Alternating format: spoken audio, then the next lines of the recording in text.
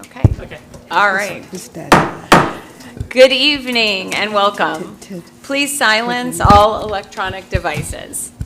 The agenda for the school board meeting is published and available at least 1 week prior to the board meeting. Any member of the public who wishes to speak on an agenda item requiring board action will have an opportunity to do so prior to final action being taken.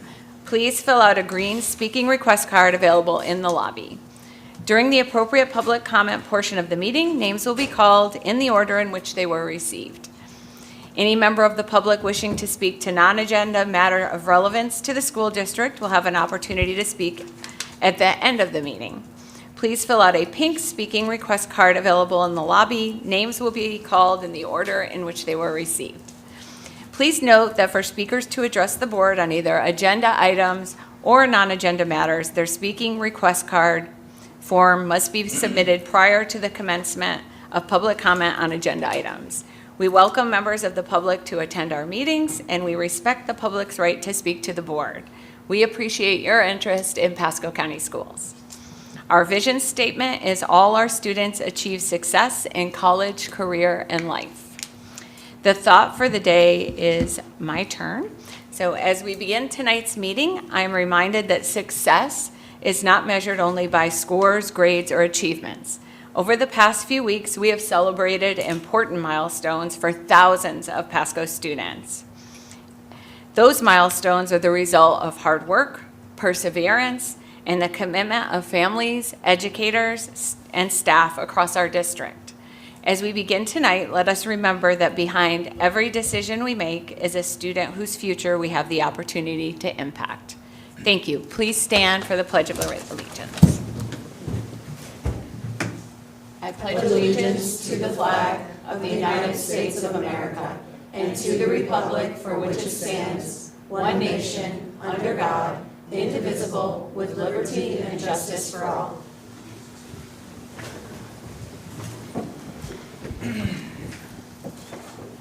Please let the record reflect that all board members are present except for Mr. Hernandez, who has an excused absence.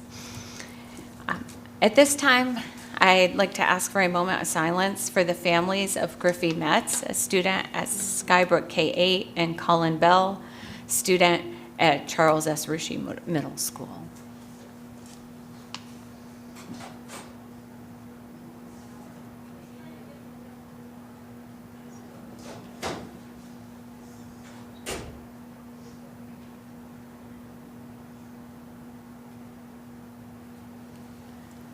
Thank you.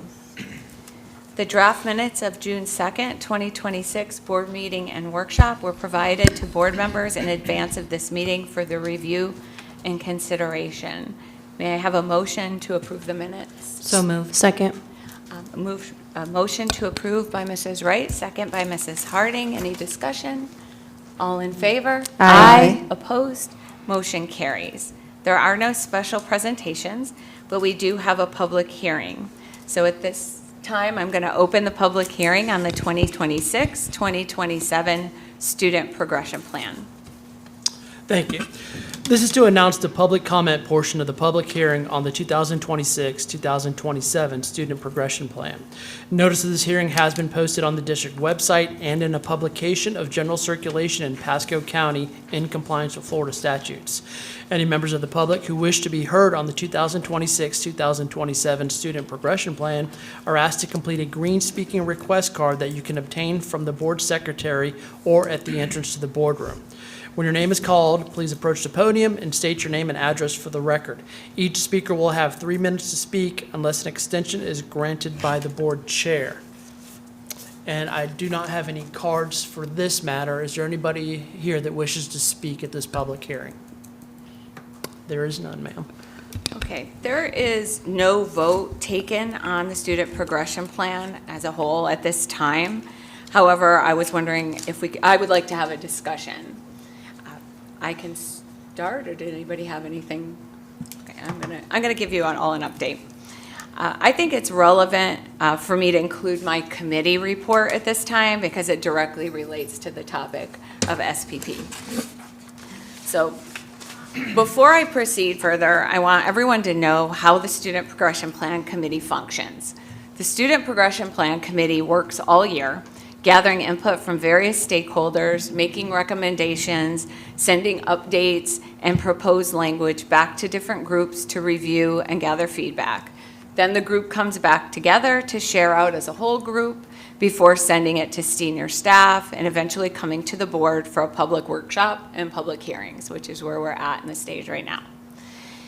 The original SPP proposal that was presented at a public board workshop on May 19th included a statement to put more emphasis on recognizing the importance of students taking exams that correlate to the college level coursework they are taking, specifically in IB, AP,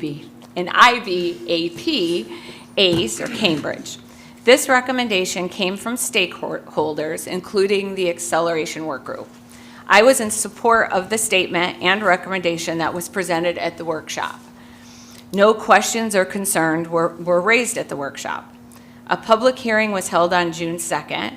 No concerns were raised. However, there were raised, and there were no comments from the public, including, I went back to double check, Let's Talk submissions. However, Attorney Meeker stated that he had a concern brought to his attention about the language and suggested that it should be revised. The high school subgroup of the Student Progression Plan Committee reconvened on June 4th and reviewed various ways to address concerns that were raised to Attorney Meeker while still staying true to the intent of the committee members to have students take the exams. The group reviewed student progression plans from other districts and discussed various ways to address the concerns.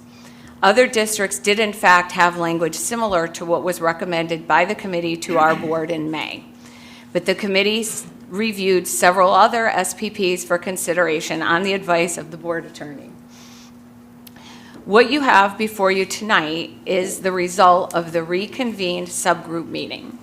I did participate in the meeting and agreed with the recommendation of the group. I wholeheartedly believe students should take the exams. What I believe everyone agrees on is that students should take, if they're in the AP, IB, or ACE courses, is they should take the exam. The district should encourage participation.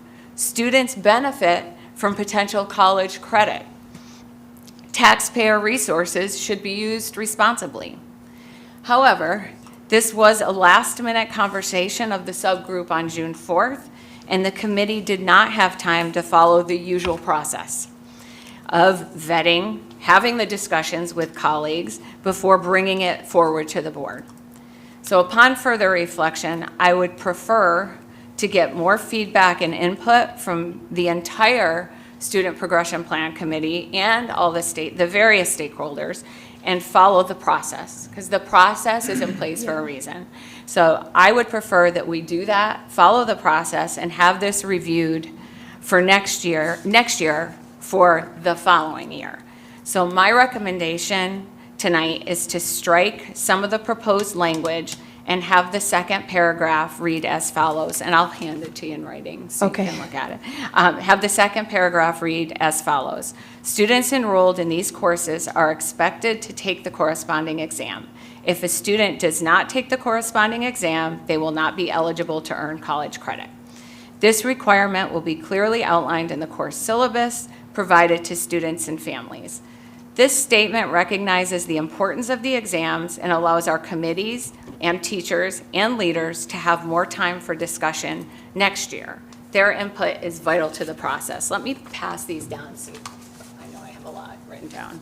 I'm not going to read everything I have written down. But, and then here's for you, and for the superintendent.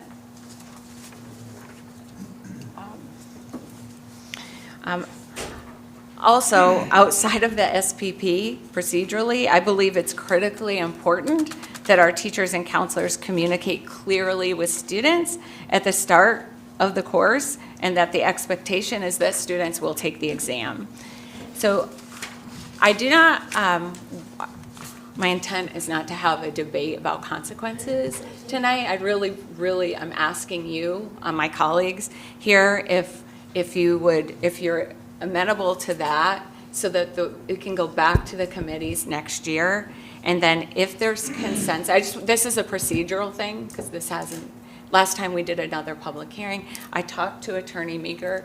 If we do have consensus on the board with that wording, then we can have a motion and a vote. And then he said that we could then do a notice of change, I believe it's called, and we could still vote on this in July and have a student progression plan in place for the start of the school year. Because I don't want to put this off. And we need it in place for school to start in August. So would a motion be? I don't mind I'm making a looking at motion if. Meeker. Well, you can't because you're chairman. I but can make a motion if I'm a chairman. But, But if you want to make it. no, can't you? Okay, I didn't realize. But I wanted to see if that was. Yeah. I'll make the motion and then have a discussion? Yes. Yeah. Okay. Yeah, make the Then my motion. motion is for the second paragraph, and it would be all three sections, AP, IB, Cambridge. For the second the first paragraph stays the same, and that's what it's been for a while. It's the statute part. This would say, so for the related, so my motion is, I move for the second paragraph, for the related sections in AP, IB, and ACE, to change the second paragraph to students enrolled in these courses are expected to take the corresponding exam. If a student does not take the corresponding exam, they will not be eligible to earn college credit. This requirement will be clearly outlined in the course syllabus provided to students and families. Second. Okay. So first off, I want to thank you because I have gotten phone calls and I've talked to a few leaders in our community that were very concerned about the language that it was changed because it could affect kids' GPAs, it could affect Val and Sal, et cetera, et cetera. So thank you. My question was, can you explain how the SPP committee works? So you already answered that. I really appreciate it. And I too just want to say I do agree that students should be taking the exams. If they're enrolled in the class, they need to be taking the exam.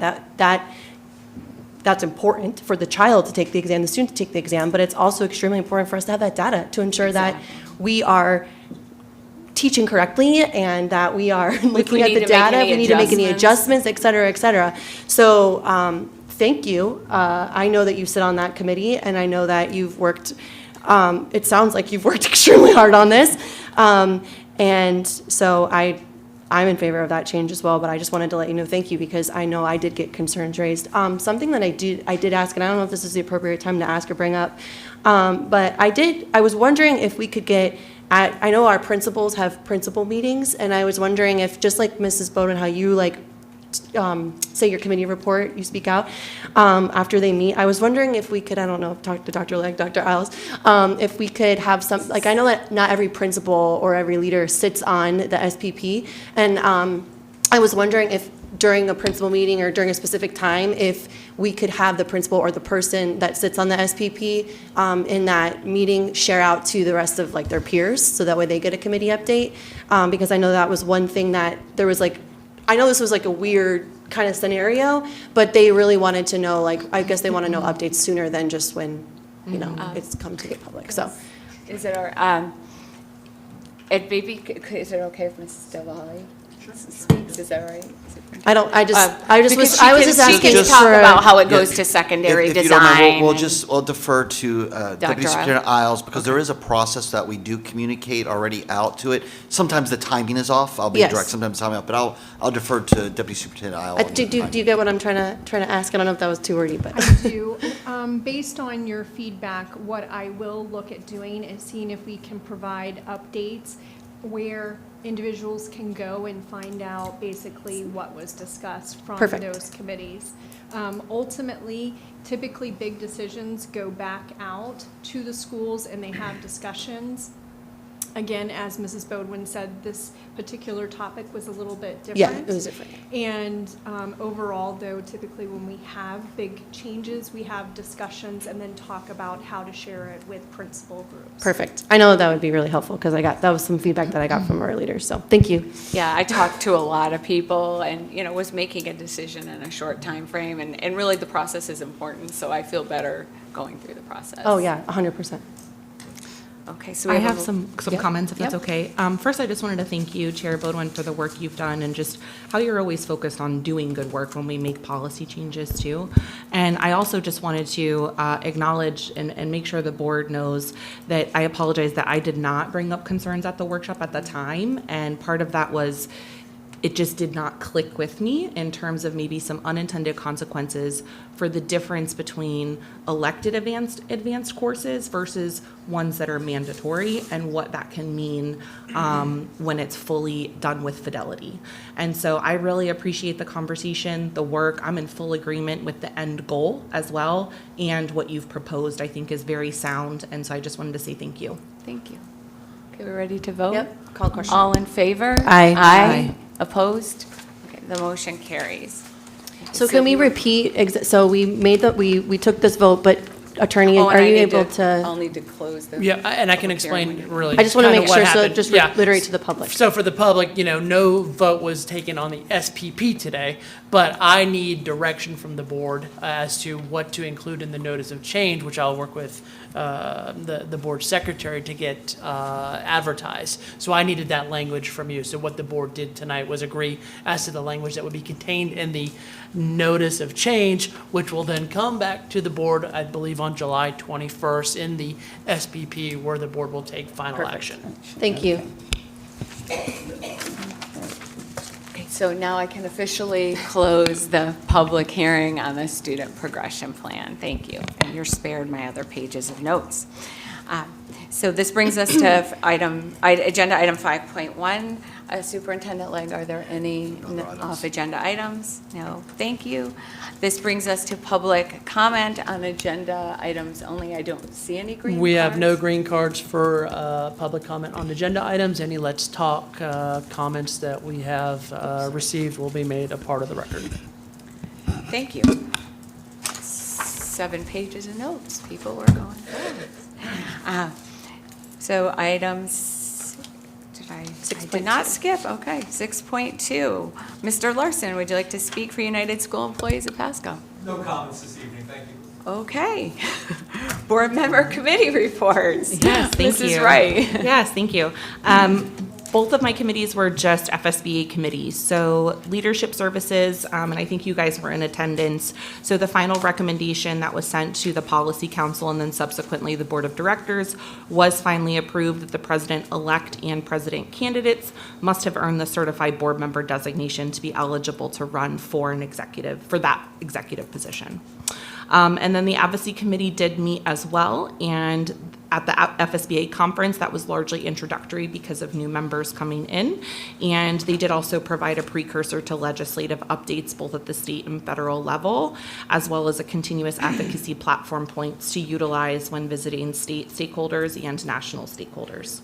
That's it for me for committee reports. Thank you. Mrs. Harding? Yes, so I get the honor of serving on the Board of Directors for the Florida School Board Association.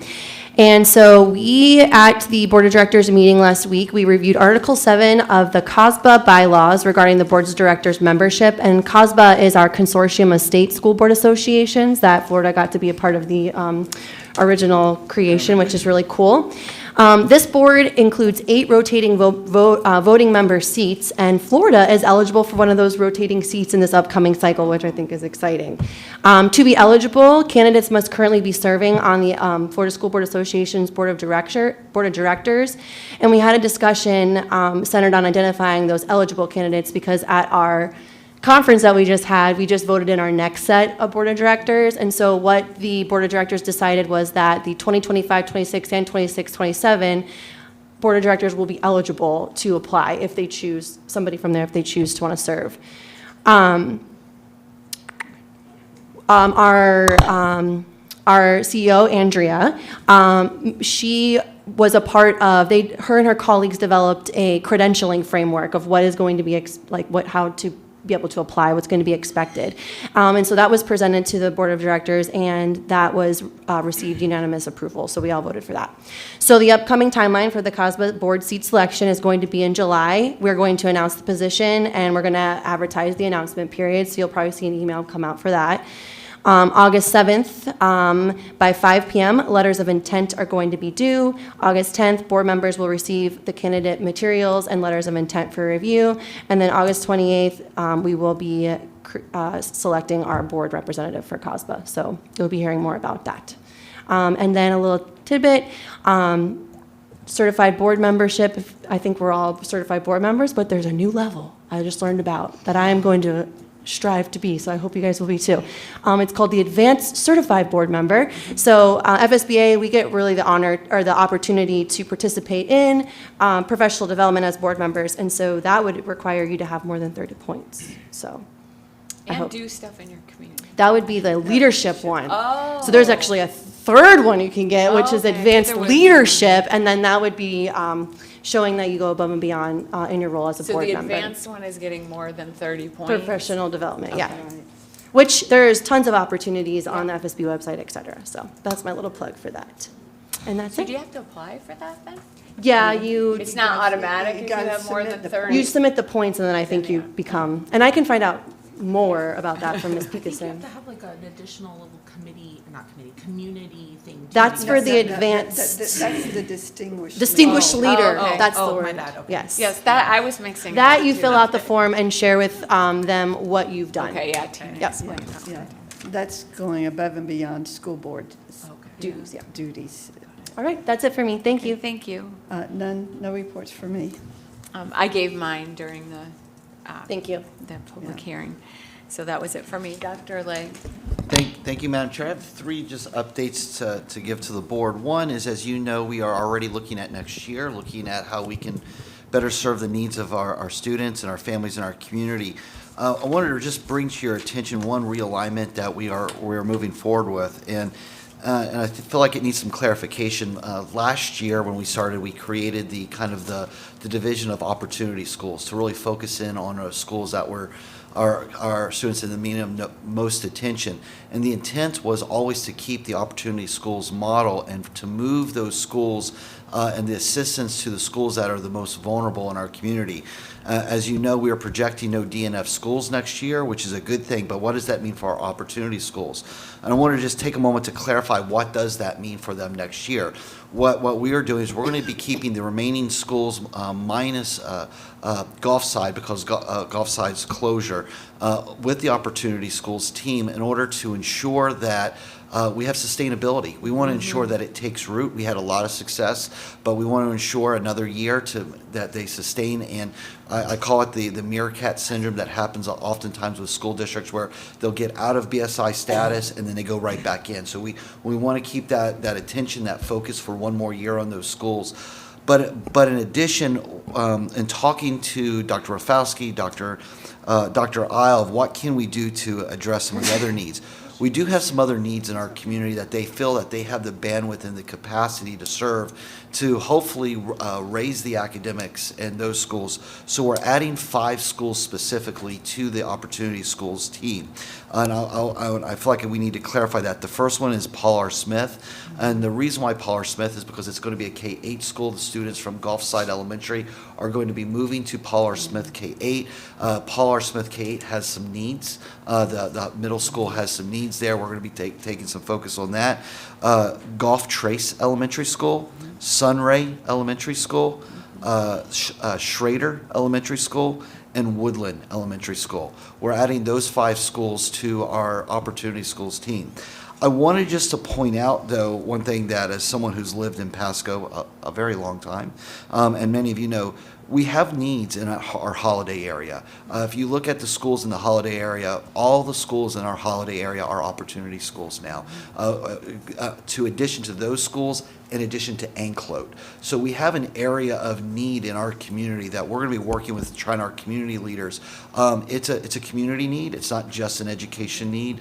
So the Holiday area is as we all know and have seen for the last 20 years, has gone under a lot of changes in in our community. So I just want to underscore that need still exists in our community. We're going to be looking at our community to help support the Holiday area specifically because it's a large geographical area where there is a new number of schools, no DNFs. However, they are at risk, and we want to do what we can to elevate those schools.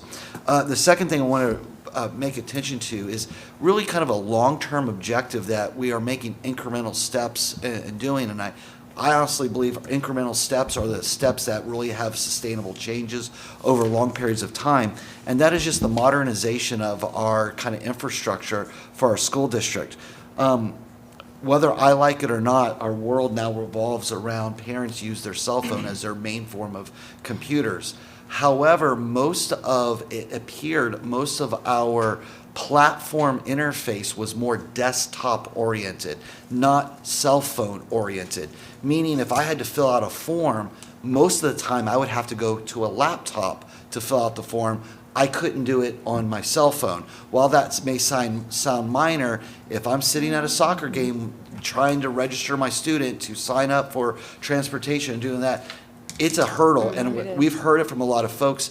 So I'm happy to report that our team has worked really hard over the last several months to re-envision our interface with our families via mobile app, if you will. So we have launched and relaunched, I should say, an app called Pasco One.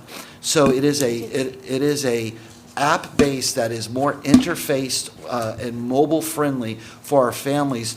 I can't sit here and say that all of our items are now accessible on that app, but that is the direction we're getting to. A vast majority are going to that web version to where they can interact on that. They can get to most of our information on that web version, and it be friendlier, easier to access, download. And the simple reality of it is, and even though I'm starting to show my age and I'm more used to a desktop, most people are using their mobile phones as their primary source of information and interaction of filling out forms. We are going to be one of the few districts in Florida that have its own exclusive app like this, that's its own school district. You look up Pasco One, Pasco School District, you'll have a Pasco One app where they can launch it. They'll have multiple relaunches where you can go to different interfaces. So my student will be in there. My student is in there. All of it is kind of intertwined in there. The team, I'm sure, like everything else, there's going to be hiccups along the way, but the team has worked very hard to kind of roll this out and to kind of, this is our version one.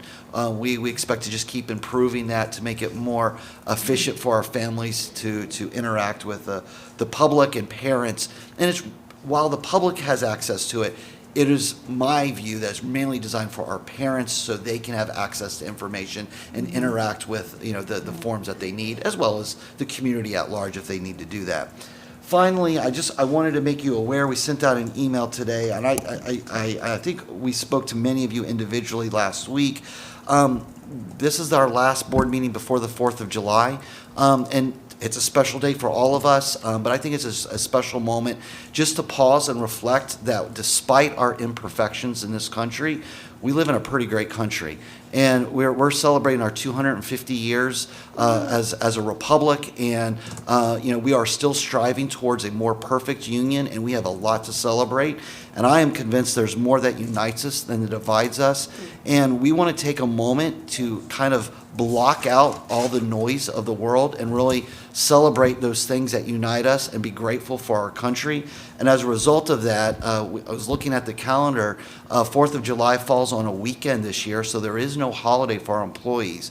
So the team has worked, and we've worked out the logistics. We're going to be giving July 6th off for our district employees, a time for them to, one, celebrate our country, reflect on what unites us, celebrate with their family, and be grateful for this country that we live in. There are a few exceptions because we do have some programs that do need to continue, our feeding program, our DJJ programs, and for those employees that will be working those times, because those programs do have to continue, we'll be giving them a compensation day or a flex day, to work with their supervisor on another day. But we felt it was appropriate to pause, and I want to thank our team for working out the logistics over the last month to do this, which was a lot more complicated than I imagined to do that. But we wanted to take a moment and say, we're grateful. We're grateful and tell our employees we're grateful for them. We're grateful for our community.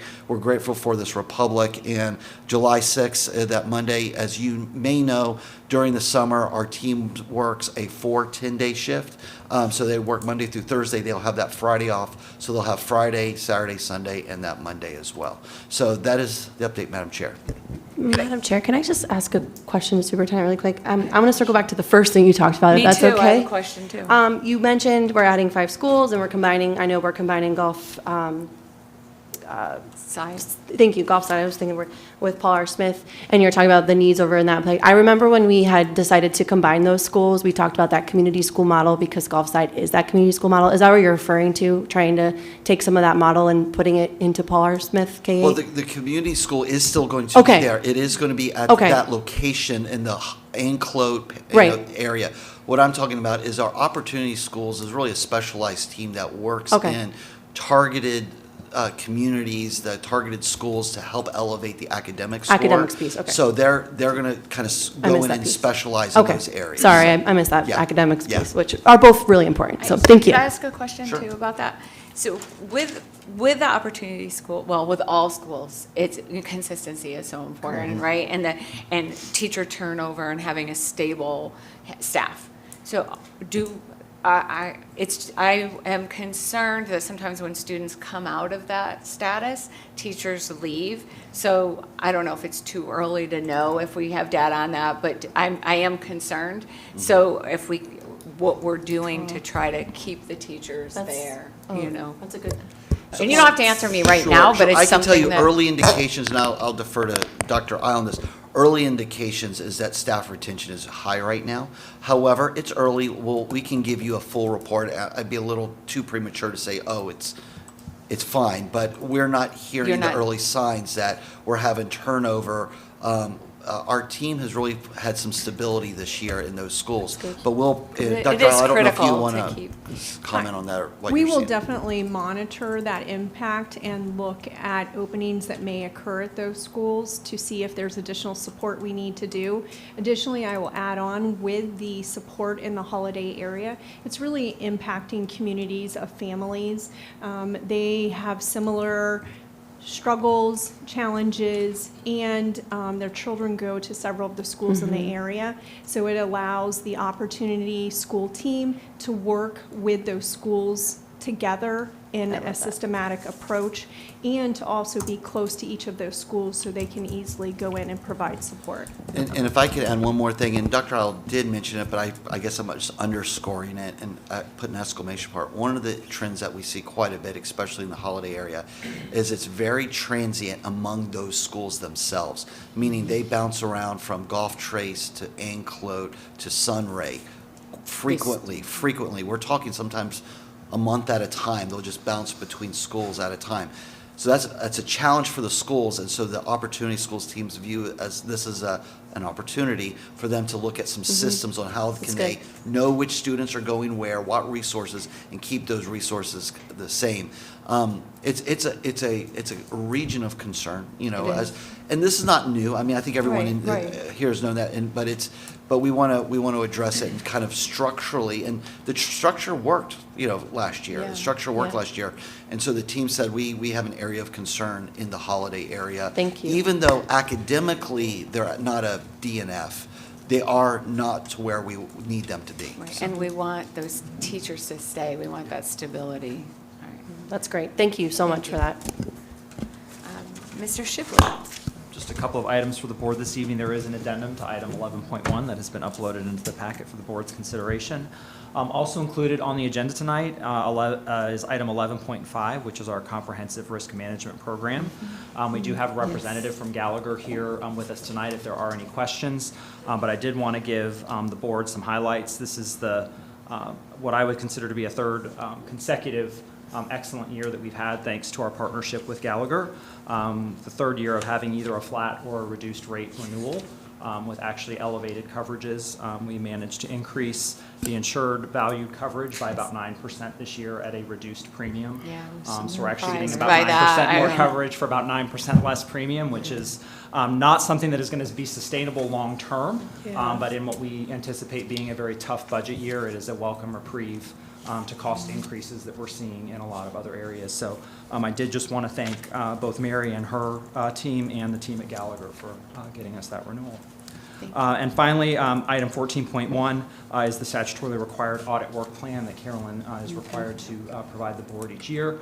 I believe she's actually had some risk assessment conversations with many, if not most of you, and she definitely prides herself on exceeding the state requirements when it comes to those risk management and audit plans. So, thank you. Thank you, Mr. Shibley. Deputy Superintendent Dr. Isle. I do not have anything this evening, thank you. Thank you. Okay, this brings us to item 7.1, expulsion of male student. Is Mrs. Musselwhite, are you going to come up to the podium, please?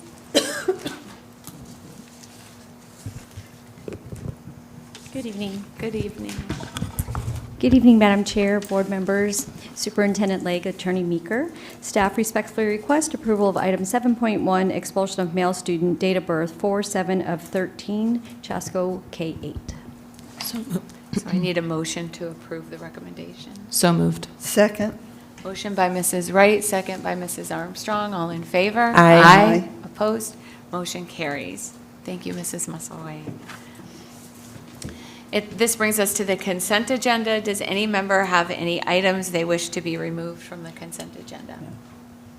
No, all my questions were answered.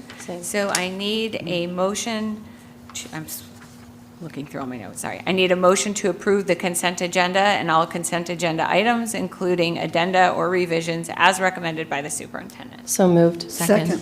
A motion by Mrs. Harding, second by, you two are pretty close. Yeah, pick one. Mrs. Armstrong, all in Can I favor? make a comment really quick? So I don't know if you guys saw, but we have a teacher from a pre-kindergarten teacher from LES that is retiring with 46 years. 46 years. So I want to give a huge, that number just really stuck to Yeah, me. So congratulations, Miss Roberts. Yes. That's Thank it. you. Okay, all in favor? Aye. Opposed? Motion carries. Okay, Madam Chair? yes. I apologize. I believe we did have, and I may be getting my notes wrong, I did believe that Dr. Zecchi had something to present to the group. Am I mistaken there? Yeah. Okay, I apologize. Where was that? I think it was in, And your comments? I think it was because it was under Dr. Betsy Kuhn was not Oh, she was, here. you were speaking in her place. Yeah, well, under her topic, she was going to refer to her, and Betsy wasn't Okay, here. but- My fault for Oh, not briefing you okay. on that. So I that's- didn't make a mistake? No, you didn't miss it. Betsy was, Mrs. Coons Just wasn't not here that I to don't, defer to her. but so it's- Okay. She's like, that's all I really want to know. Because I'm like, I'm going right down my checklist, okay? No, Mrs. Kuhn wasn't here. So Mrs. Kuhn has now brought up Dr. Zecchi. Dr. Zecchi, thank you.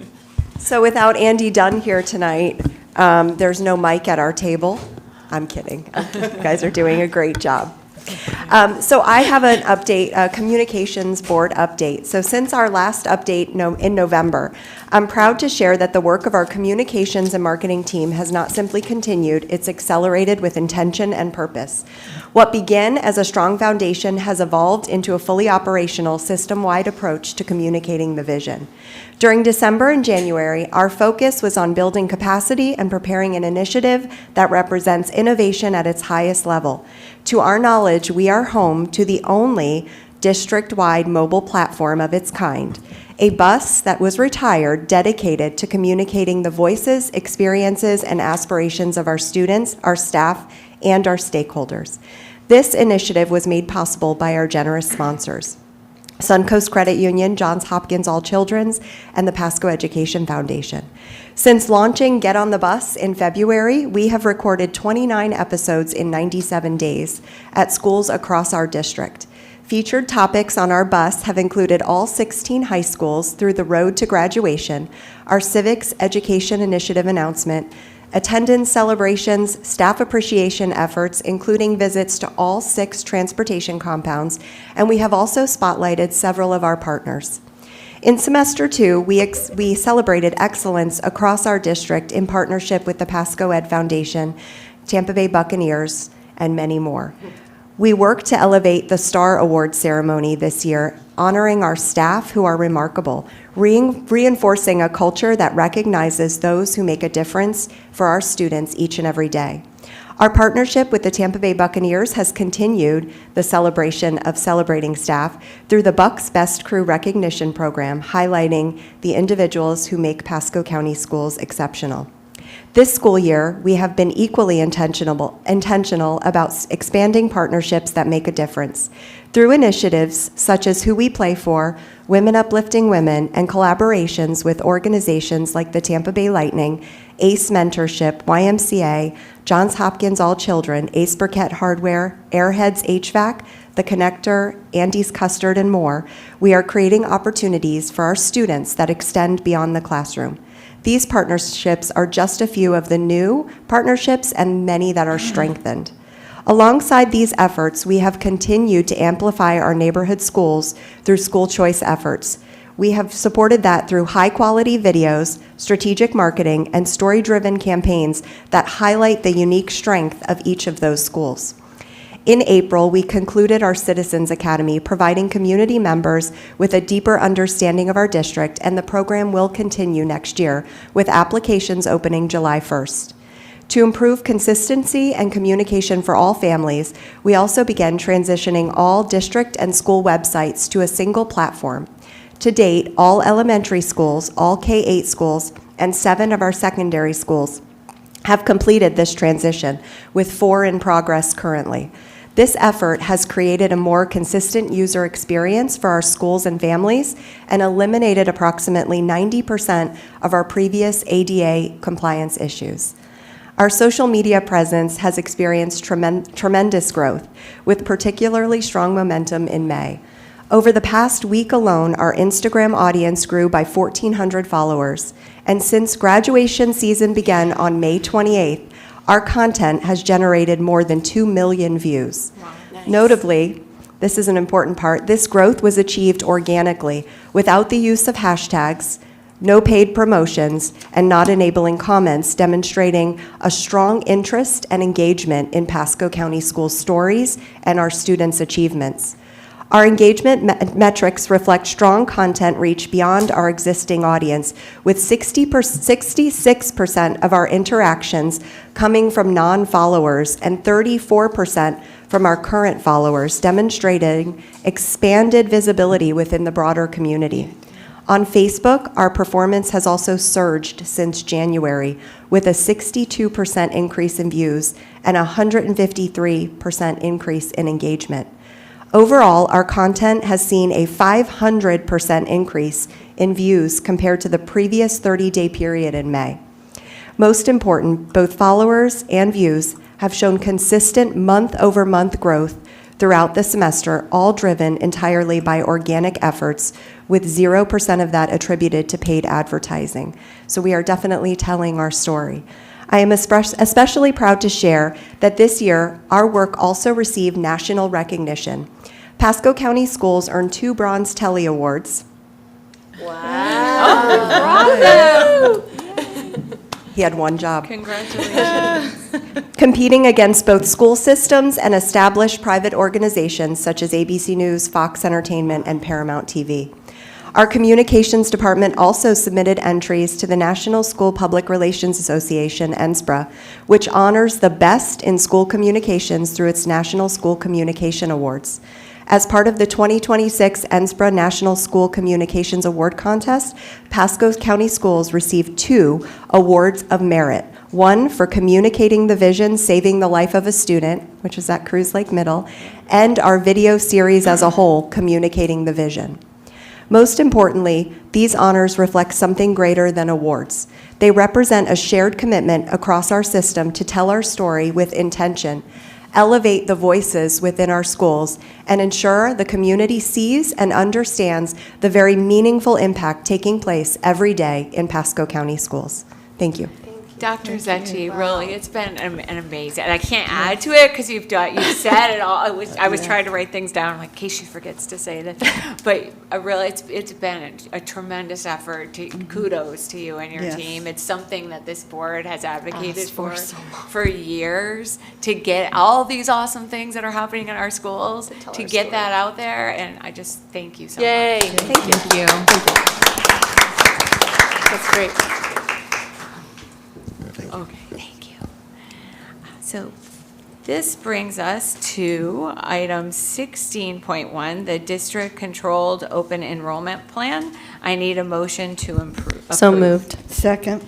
Motion to approve by Mrs. Harding, second by Mrs. Armstrong. Is there any discussion? We had a workshop on it. We talked about it. Yeah, I just really appreciate the work that the committee did and the language that they changed so that it was in alignment with the bus hub lottery as well, because I know that that's huge for our families, and they did it very quickly and efficiently, so thank you. Thank you. And I just wanted a quick comment too, and I said this before, but I am extremely pleased that this plan is going to pass, I think. I could have saved my comment. But because we are expanding opportunities across the district, and while students living in a particular pathway zone do get priority at magnet schools in their areas, students can now choose across a wide array of programs in schools across the district when space is available. And then I just want to emphasize that this will take place for next year's controlled open enrollment, so it'll be the following year when students will be able to do school it. choice. But I am just really pleased to see that change and see where our families choose to go, and they have even more choices. Let's. All in favor? All in favor? Thank you. Aye. Aye. Opposed? Motion carries. Thank you. Individual board member reports, Mrs. Wright. Yes, so I had just had a comment, and I just wanted to express my support for agenda item 9.4, that as it relates to flex education and the fact that we're not just creating a pathway for our PEP and homeschool students to take classes on our campus, but we're also communicating directly with those families. We're partnering with them so that parents can really have the most unique setting for their child that they think is appropriate. And I know that that's not easy work, and so I just wanted to express, support and thanks for that. As the rest of our board members, I got to attend several graduations, and it's always great to celebrate our graduates and our staff for all of their hard work over the year. And I would be remiss if I did not acknowledge our anticipated goal of becoming an A district. While attending the FSBA conference, I made a concerted effort to attend one of the sessions with former Pinellas Superintendent Mike Grego. As you guys know, he's recently assisted here in Pasco with an academic assessment and provided instructional feedback. And I just loved how much he stressed how important it is that we have instructional leaders. And I think that that's something that we really made a shift this year, and the proof is in the pudding. And I wanted to thank our instructional leaders, both at the school site and at the district level, for the work that you've done to really move the needle and get us where I know that we all want to be. And so I really look forward to reconvening with our fellow school board members across the state in December. And that's it for me, Chair. Thank you. Mrs. Harding? Yes, so my heart is so full. Another graduation is over from Pasco County Schools, and all the graduations that I attended, Hudson High, 5A High School, J.W. Mitchell High School, they were just absolutely beautiful celebrations. The students that talked, their speeches were fabulous. There's truly nothing better than watching our students walk across that stage and step into the next chapter of their lives. So I just want to say congratulations, graduates. I also wanted to give a shout out to Mrs. Helsler-Nettles. You went to every single graduation, and she was smiling the whole time, and she was so proud of her students. So thank you so much for being there for our students. It really means a lot to our students and to our faculty and staff, so thank you. I also had the opportunity to spend the second half of my week last week learning, growing, and collaborating with some of the finest school board members across Florida at the Florida School Board Association Summer Conference. The conference offered a variety of valuable sessions, including training on practical ways to leverage AI budget and finance workshops, and strategies for improving student attendance. I also participated in a pre-conference session focused on onboarding new school board members and helping boards establish effective governance practices, their protocols. And one topic that resonated with me was the discussion around developing those strong school board protocols. And as many of you know, our board recently completed this work as part of our own board training, and it was encouraging and affirming to hear many of the same best practices and recommendations that were shared with us reflected in the conference sessions. So good work, team, good work. It reinforced that we are taking important steps to strengthen our governance and work effectively together on behalf of our students, staff, and our community. So overall, that conference is a very valuable experience, and I'm grateful for the opportunity to continue learning and bringing back ideas that we can benefit our district and the students that we serve. So thanks. Thank you. Mrs. Armstrong. All right, well, what can you say about graduations? That hasn't already been said. They're just a joy to go to and see them walk across the stage when they're usually they're very nervous and very happy. So it's lovely to see all their excitement. And FSBA, a couple of takeaways from there.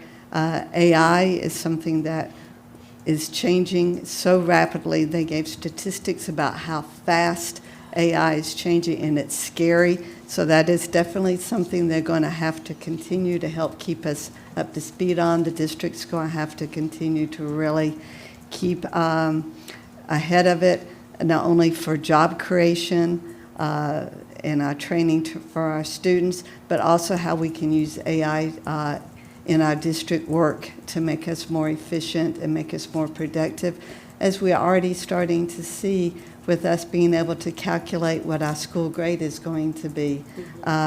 That's a perfect example how you can use AI to really get that information out.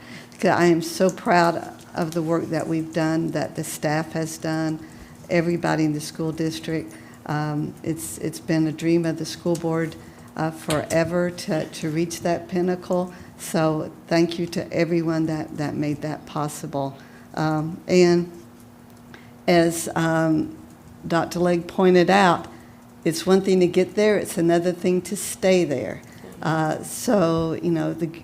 You have that great growth, but to keep growing that much each year is really not an easy task. So we're so glad to see that the supports and added supports are going in to make sure that we really retain all the advancement that we've made. And I will tell you, as a realtor, the Pasco One app is so needed. I can't tell you how many years ago it was pointed out to us in real estate, everything we did on our websites, everything that our MLS did, that our Board of Realtors did, had to be mobile friendly, because that's where people live, is on the mobile apps on their phone. I deal with so many clients who are signing contracts. It scares me to death. They're signing contracts on this little phone where they can barely read it. But that's how they do business. So the more we can make it user-friendly experience for them, I think we'll get much better participation in getting those forms filled out in a timely manner. I think that's in communication with teachers through the My Student app. I think we'll see a big increase in that if we go to the mobile platform. So thank you for your work in that. Thank you. I had the opportunity, well, actually, Dr. Isle and I both had the opportunity to speak to Mr. Brandon England. He's the AP Research, AP Seminar teacher at Wiregrass Ranch High School. So I promised him I was going to report out and share some kudos of some amazing things. Every year we see strong great, awesome projects come out of Wiregrass Ranch, and we see a lot of students move on, but I wanted to give you the update. So I just want to take the opportunity to state how important it is that we as board members support, well, Mrs. Armstrong, I know you agree with this, Oh, yes. support science fair. I'm there I know every we year. all do, but Yeah, I'm there science every year. research and AP Capstone in our district. Because this avenue truly gives our students a vehicle to help not only differentiate their college applications, but to build critical skills of inquiry and communication through rigorous coursework. So some of the celebrations that he said to share were we had Pasco's had 5 finalists at the 2026 Regeneron International Science and Engineering Fair. This is more than we have ever been able to send to ISEF. This was because we had 2 students earn a bid to I don't know if they say it as ISEF or if they say it as ISEF. Did anyone know? Okay, I'm going to say it's the International Science and Engineering Fair.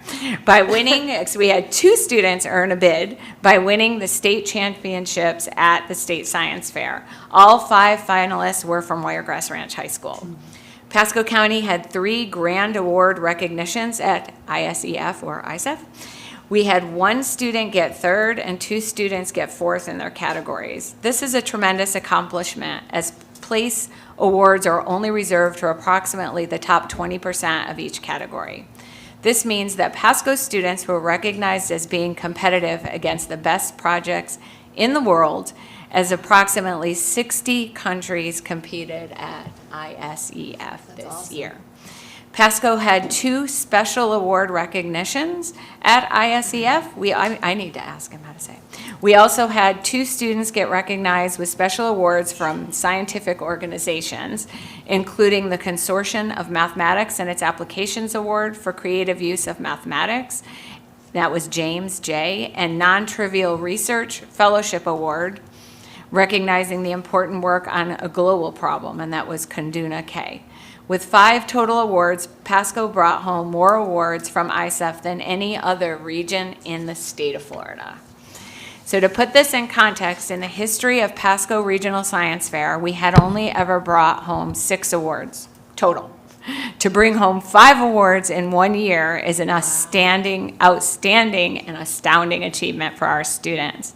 Our success at both State Science Fair and International Science Fair this year established Pasco as a state leader in secondary science research. So I want to personally thank Mr. England and all the teachers who work tirelessly to give our students opportunities just like this. Could I just add on to that? Yes, of course. Yeah, it's Wiregrass. I know I've actually had the chance to talk to the teacher there. There is one teacher that has at Wiregrass that has really dedicated years to helping those students and Yes, going Mr. above and beyond. That's okay. Yeah, I wasn't that's sure of him. his name, but I want to tell you just the amount of time that he spends outside the classroom on his own time working with those students to help them with their projects, to help direct them where they can go to get the mentorship they need.